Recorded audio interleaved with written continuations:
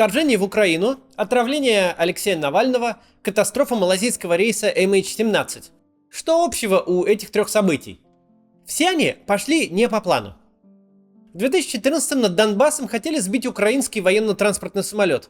В 2020-м Навальный должен был умереть как бы от сердечного приступа во время возвращения из рабочей поездки по Сибири. В 2022-м войска должны были триумфально пройти по Украине, за пару дней взять Киев и установить там пророссийскую власть. Во всех трех случаях изначальный замысел не сработал.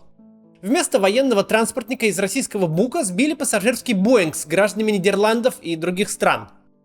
Навальный выжил и еще и расследовал покушение на самого себя, назвав исполнителей и позвонив одному из них лично.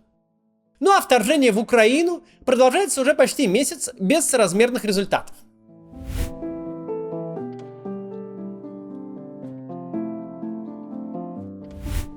Три события с очевидным участием российских военных или спецслужб пошли не по плану, и все три требовали объяснений постфактум, которых изначально не планировалось. Ну действительно, сбили бы буком украинский Ан, разве нужно было бы что-то кому-то объяснять и доказывать? Если бы Навальный умер, Омская больница выписала бы справку с причиной смерти острый инфаркт, и на этом расследование бы закончилось. Если бы Блицкриг удался, то хватило бы и псевдоисторических разглагольствований Путина из видеообращения накануне вторжения. Был бы свершившийся факт смены власти в Украине, и все бы обсуждали этот факт, а не причины ввода войск. Молниеносное наступление забуксовало. Теперь аргументы Путина, и без того слабые, вообще не выглядят достаточными для происходящего. Никакой демилитаризацией нельзя объяснить стрельбу по жилым кварталам Харькова. Денацификация плохо сочетается с уничтожением Мариупольского роддома. В Харькове вообще недавно точным ударом разнесли еврейский молодежный клуб «Гилель», который спокойно себе работал при киевской хунте укронацистов все это время. Поэтому сейчас раскручивается калейдоскоп новых причин вторжения, которые смогут все оправдать. С Боингом и Навальным было точно так же. Испанский диспетчер Карлос, капитан Волошин за штурвалом украинского штурмовика Су-25, украинская ракета. Чего только мы не слышали от властей и пропаганды про катастрофу MH17. Кроме правды. Нарушение обмена веществ, некачественный самогон из села Кафтанчиково, нехватка рафаэлок в организме и даже отравление не то соратниками, не то западными спецслужбами. Этими дикими версиями в разнобой объясняли случившееся с Навальным по телевизору, а в итоге вообще ни к чему не пришли. Просто вот внезапно впал молодой здоровый человек в кому, а потом внезапно из нее вышел. С кем не бывает. Перед вторжением в Украину какие-то пусть и невнятные обоснования были представлены публике сразу. И уже потом, по мере того, как специальная военная операция стала превращаться в затяжную войну, пришлось измысливать какие-то новые аргументы и придумывать факты в пользу общей большой войны. Сегодня мы разберем тезисы, которыми военное вторжение оправдывали в самые первые дни, и покажем их заведомую несостоятельность и абсурдность. А потом посмотрим, что российская пропаганда напридумывала уже по ходу дела, по мере развития событий. Итак, первое. Запад, мол, нападает. Одной из якобы первопричин начала войны была угроза вступления Украины в НАТО. Дескать, размещение натовского оружия на ее территории угрожает самому существованию России, поскольку подлетное время американских ракет до Москвы сократится до считанных минут. Как будто американской ракете не все равно, лететь ли ей в Москву из Латвии или из Украины. Расстояние там почти одинаковое, и разница в подлетном времени при современных скоростях совершенно несущественная. Для перспективного гиперзвукового оружия оно будет исчисляться минутами, если не секундами. Но предположим, что эти минуты даже и важны. Даже если так, все эти расчеты не имеют никакого смысла. Пока у Российской Федерации есть ее ядерная триада: стратегическая авиация, межконтинентальные баллистические ракеты и атомные подводные лодки-ракетоносцы. Никто и никогда на ядерную сверхдержаву не нападет. Бессмысленна попытка первым ударом уничтожать высшее руководство России, командование, поскольку на вооружении России стоит система «Периметр», которая автоматически превратит агрессора в радиоактивный пепел даже в случае гибели всего политического и военного руководства страны. Существование системы «Периметр» является общеизвестным фактом, как раз чтобы никому и в голову не пришло нападать на Россию. Потенциальное вступление Украины в НАТО не принесло бы угроз самому существованию России, как говорит Путин, и вообще никаких бы угроз не принесло. А чтобы все-таки отговорить Украину от вступления в альянс, стоило бы для начала проявить хоть какое-то уважение к ее суверенитету и не создавать для нее военных угроз. Хотя, конечно, эти размышления были актуальны до начала войны. Теперь второе. Бандера-фашисты. Еще одно обоснование нападения — это то, что Украина, дескать, нацистское государство, что у власти там сплошные какие-то нацисты и фашисты. Я как-то даже устал повторять, что в Украине у власти нет ни нацистов, ни даже националистов. Президент Владимир Зеленский не нацист и не русофоб, он по национальности еврей, а самая страшная его вина — это исполнение главной роли в кошмарном российско-украинском ремейке «Служебного романа». В Верховной Раде Украины большинство имеет президентская партия «Слуга народа», которая победила на волне всенародной популярности Зеленского. Это либеральная партия, которая к нацизму никакого отношения не имеет. А руководит этой партией, вернее ее фракцией в парламенте, уроженец России Давид Арахамия. Вторая по численности фракция в Верховной Раде — это оппозиционная платформа «За жизнь». Это вообще прорусская и даже пророссийская партия, которая совершенно легально собирала голоса украинцев. Правда, буквально вчера пришла новость, что деятельность этой партии и ряда других политических партий временно приостановлена на время военного положения. Но тем не менее, пока военного положения не было, они существовали, получали голоса и проходили в парламент. На 450 народных депутатов украинского парламента приходится лишь один националист, а нацистов там нет вовсе.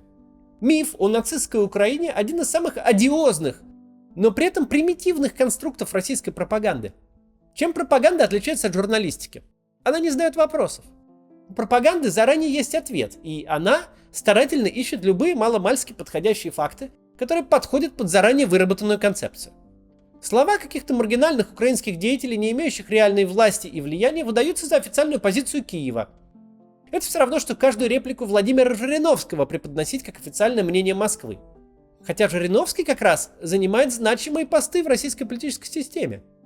Российская пропаганда под лупой изучает уличные акции националистов, когда они проходят в Киеве.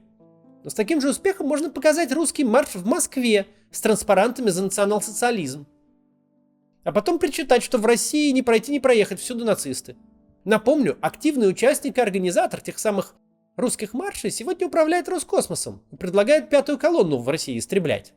Теми методами, которые российский телевизор лепит из Украины нацистское государство, его вполне можно слепить и из самой России. Например, заострить внимание на мемориализации Петра Краснова, автора чудесного воззвания, сделанного 22 июня 1941 года. Надо ставить памятники Колчаку, Врангелю, Деникину, Краснову. Туда же относится памятная доска союзнику Адольфа Гитлера Карлу Маннергейму, который несет ответственность в том числе и за блокаду Ленинграда. Прямо в Петербурге, бывшем Ленинграде, эту доску открыл тот самый Владимир Мединский, который сейчас ведет переговоры с Украиной от имени России. Как видите, фактов при желании можно набрать против кого угодно. Украина является нацистской не больше, чем Россия.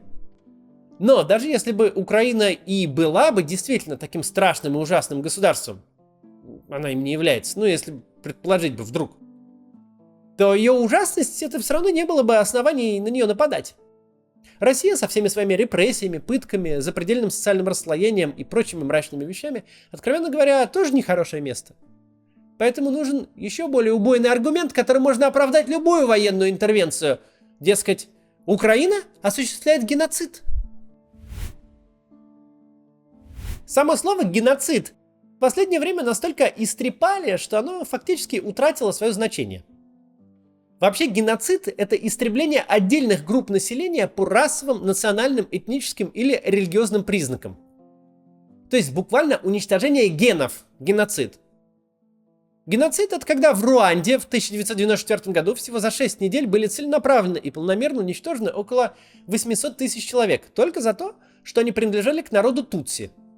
Геноцид — это зло в чистом виде. Это самое чудовищное преступление.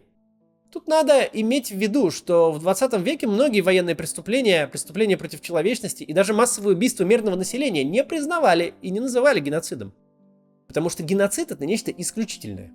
Однако российская власть и лично Владимир Путин готовы называть геноцидом любое убийство человека человеком.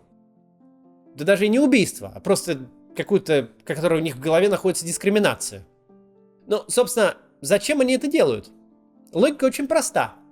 Поскольку геноцид — это высшая форма зла, не существует слишком высокой цены, чтобы его остановить. Против геноцида хороши все средства, а тот, кто борется с геноцидом, получает полное отпущение грехов. Хороший пример вся та же Великая Отечественная война. Совершенно нелепо предъявлять обвинения Красной Армии за то, что, воюя против нацистов, она приносила масштабное разрушение в европейские города и сама несла большие потери. На фоне преступлений, совершаемых нацистами, и на фоне той идеологии, на основе которой они хотели строить мир, такая цена выглядела адекватной. Именно поэтому Владимир Путин раз за разом повторяет, что на территории Украины осуществляется геноцид русского населения. Только назвав свою войну миссией против геноцида, можно оправдать уничтожение городов Украины. Только с помощью мифа о геноциде русских можно объяснить, что все эти разрушения были адекватной ценой в борьбе против абсолютного зла. Но был ли действительно геноцид русских в Украине? Сейчас весь мир с ужасом следит за судьбой блокадного Мариуполя. За него призвал молиться Папа Римский. Там гуманитарная катастрофа. Чудовищное разрушение. Из 400 тысяч жителей, вероятно, большинство лишились крова. Сколько людей погибло, точно сказать нельзя, но очень много. Город сейчас не отличить от грозного образца 96-го. Что ж такое страшное происходило в Мариуполе до войны, чтобы происходящее сейчас было разумной ценой за прекращение еще большего зла? Может быть, геноцид там был? В начале 2014-го в Мариуполе начались уличные акции как против Майдана, так и в его поддержку.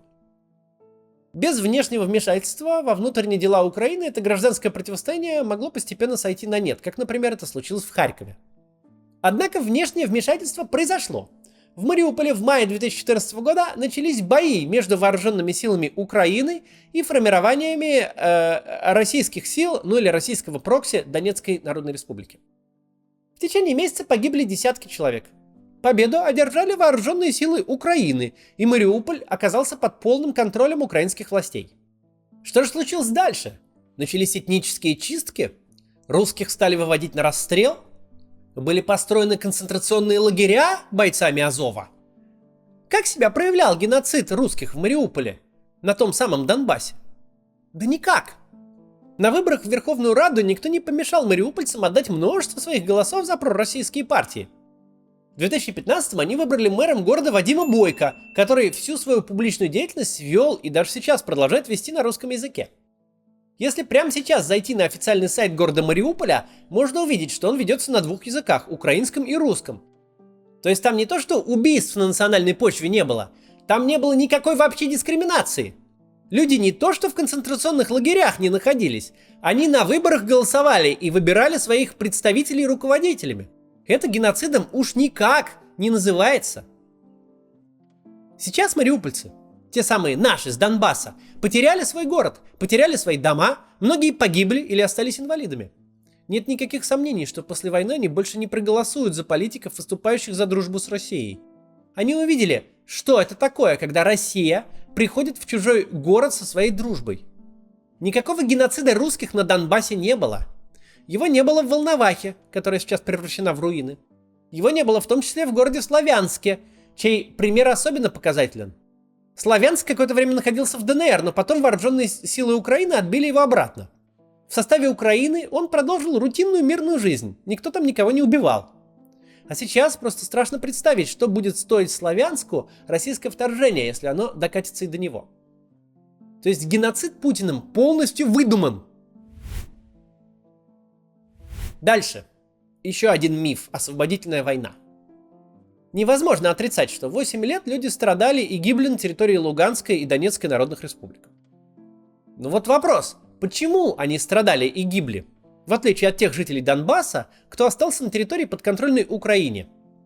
Почему там люди жили мирно и хорошо, а в ДНР и ЛНР бедствовали? Еще в 2014 году Владимир Путин решил, что жители Донецка и Луганска, недовольные Евромайданом, находятся в смертельной опасности. Исходя из этого предположения, у Путина было два варианта действий. Вариант первый. Объявить, что каждый житель Донецка и Луганска, если он думает, что ему что-то угрожает, может выехать в Россию, получить российское гражданство и материальную помощь для обустройства своей жизни на новом месте. Это адекватная с моральной точки зрения позиция и, в принципе, нормальная международная практика. Германия приглашает к себе жить этнических немцев, а Израиль сам вывозит этнических евреев из неблагоприятных стран. Таким образом, часть жителей Донецка и Луганска переехала бы в Россию, а остальные остались бы в Украине, где жили бы в мире и массово голосовали за пророссийские политические силы. Это было бы вполне корректное решение сложившейся ситуации без какой-либо крови. Никто бы все эти 8 лет не страдал бы и не умирал, и сейчас не было бы войны. Второй вариант.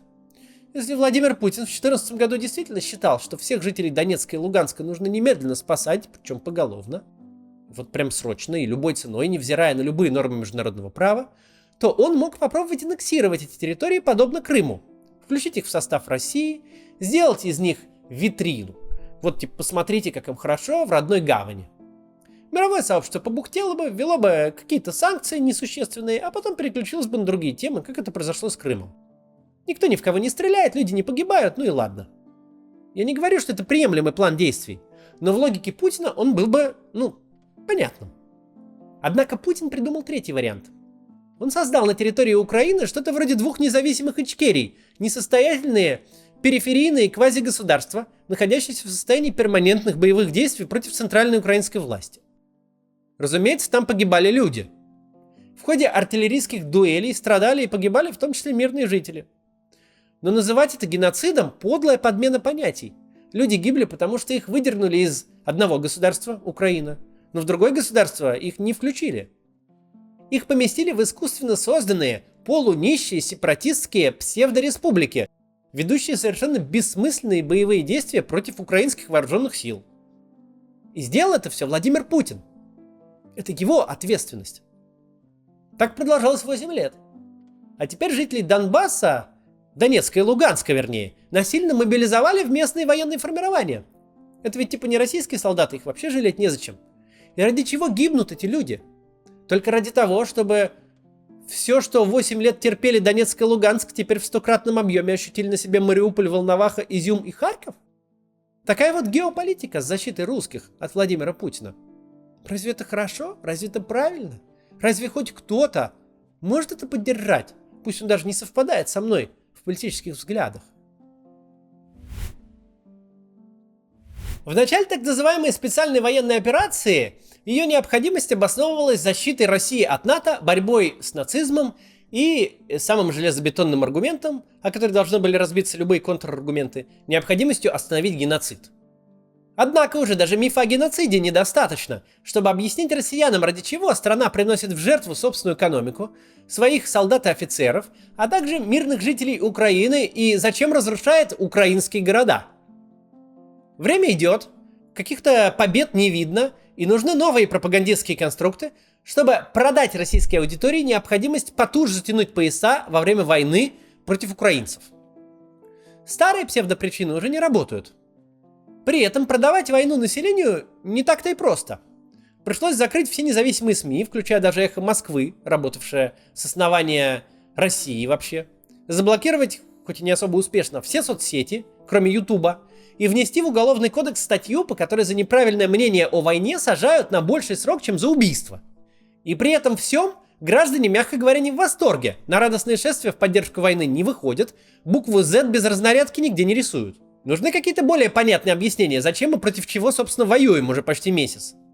Чтобы, с одной стороны, эти объяснения можно было транслировать как можно большему числу людей, а с другой стороны, чтобы создавалось ощущение, что все не так однозначно и, может, и правильно сделали, что ввели войска. Ну и началась обычная для нашего режима разноголосица. Новые версии придумываются прямо на ходу. Разные ведомства, не очень-то договариваясь между собой, пугают публику то одним, то другим. Помните, как громко кричали про ядерную угрозу от украинских атомных электростанций? Вот и пропаганда уже не помнит. Зато материализовалась версия про зловещие биолаборатории, которые, мол, США создавали в Украине. Еще 6 марта российская Минобороны обвинила Украину в подготовке биологического оружия при содействии американцев. В качестве доказательства публиковались документы, акты Министерства здравоохранения Украины об уничтожении опасных патогенов. Эти документы якобы свидетельствуют о попытке замести следы уже после вторжения российской армии. Похоже, что это была попытка сделать сенсацию в принципе из ничего. Лабораторий, имеющих допуск к работе с опасными патогенами, хватает по всему миру. Россия тут уж точно не исключение. Некоторые лаборатории вполне могут действовать на аутсорсе, так как более богатые страны, им выгоднее нанимать квалифицированные кадры в менее богатых государствах. Сам факт исследовательской работы с бактериями и вирусами совершенно не означает разработки химоружия. Исследованиями в этой сфере в рутинном режиме занимаются по всему миру. А уничтожать биологические образцы в случае форс-мажора или начала войны, если в лабораторию ракета может прилететь, это нормальная процедура. И вовсе не обязательно попытка скрыть следы какого-то злодейства. Что было потом? Сергей Лавров пошел еще дальше. Он заявил, что в Украине готовилось биологическое оружие, причем этнически направленное, то есть способное уничтожать людей конкретной национальности. Пентагон создал несколько десятков военно-биологических лабораторий на украинской территории в рамках своей программы по созданию таких военно-биологических лабораторий по всему миру. То, что это совершенно были не мирные эксперименты, а эксперименты, нацеленные на создание биологического оружия, причем, так сказать, этнически ориентированного, в этом практически не остается сомнений. Я напомню про каналы МИДа и поставки аргентинского кокса. Без него тут явно не обошлось. Вряд ли стоит объяснять моей аудитории, что это полный бред. Что такая идея могла прийти в голову лишь человеку, для которого генетический код не более чем фигура речи. Что не существует биологического оружия, которое способно поражать только русских, но при этом не трогать украинцев. Что идея национально-избирательного биологического оружия на сегодняшний день нереализуема даже на теоретической основе. Но Министерство обороны мысль Лаврова развило и дополнило. По их словам, в украинских лабораториях проводились эксперименты по передаче вирусов с помощью летучих мышей и перелетных птиц, чьи сезонные маршруты проходят по территории России. Разумеется, конечно, происходило все это под чутким управлением американцев. И все же, появление версии про биологическое оружие вполне объяснимо. Во-первых, парализующий страх перед ним, порожденный массовой культурой, тут тоже объясняет это. Во-вторых, фактор пандемии. Россия тяжело переживала пандемию коронавируса. И тяжело не только из-за огромного числа заболевших и умерших, но и по причине сопротивления людей, необходимости носить маски, соблюдать ограничения и делать прививки. Ну а попытка ввести QR-коды вообще едва не закончилась восстанием. Теперь российские власти попытались сыграть на этой фобии. Мол, смотрите, коварные американцы устроили на территории Украины эксперименты с биологическим оружием, и они вполне могли бы привести к такой же пандемии. Впрочем, концепция получилась неубедительная. Версия про летучих мышей остается в целом довольно маргинальной, а в ход пошло другое объяснение. Нам не оставили выбора. Об этом говорят на разные голоса представители российского политического бомонда, включая и Путина даже. Иногда все сводится к словам о том, что якобы Украина планировала 25 февраля напасть на Донбасс, и российская армия просто на сутки опередила украинскую. В какой-то момент Министерство обороны даже заявило, что нашелся ноутбук, в котором были все эти планы. Звучит довольно безумно. 8 лет ждали, дождались, пока Россия соберет у границ Украины мощную военную группировку, и именно в этот момент решили напасть на Донбасс. Но чаще все-таки заявления «у нас не было выбора» звучат более расплывчато. Мол, Запад создавал в Украине антироссийский плацдарм, и нам пришлось ударить первыми, чтобы разрушить его планы. Разбирать это всерьез тоже нет смысла. Достаточно сказать, что антироссийский плацдарм в Украине и вообще в мире создает сейчас Владимир Путин своими руками, отдавая приказы штурмовать украинские города и убивать мирных жителей. Тем не менее, в этой риторике уже слышится попытка оправдаться. Дескать, нас вынудили, мы бы ни за что не вошли в Украину, если бы не обстоятельства. Победители так себя не ведут. Это слова проигрывающей стороны. Особенно показательны попытки оправдаться за санкции. Владимир Путин уже как мантру повторяет, что санкции были бы введены в любом случае, независимо от начала специальной военной операции против Украины. Эти оправдания звучат почти как признание в том, что было принято ошибочное решение. Мол, да, мы действительно сотворили какую-то дичь, войну начали, но издержки были бы все равно, в любом случае. В Кремле наконец-то появляется осознание, что все пошло не по плану, судя по этим аргументам.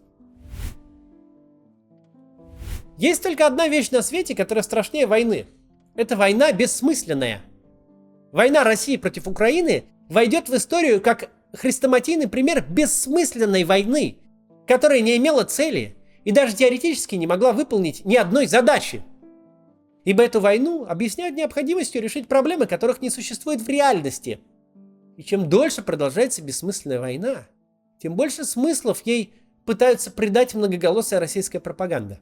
Уже не очень посмеешься над пробиркой, которую показывал в ООН Колин Пауэлл.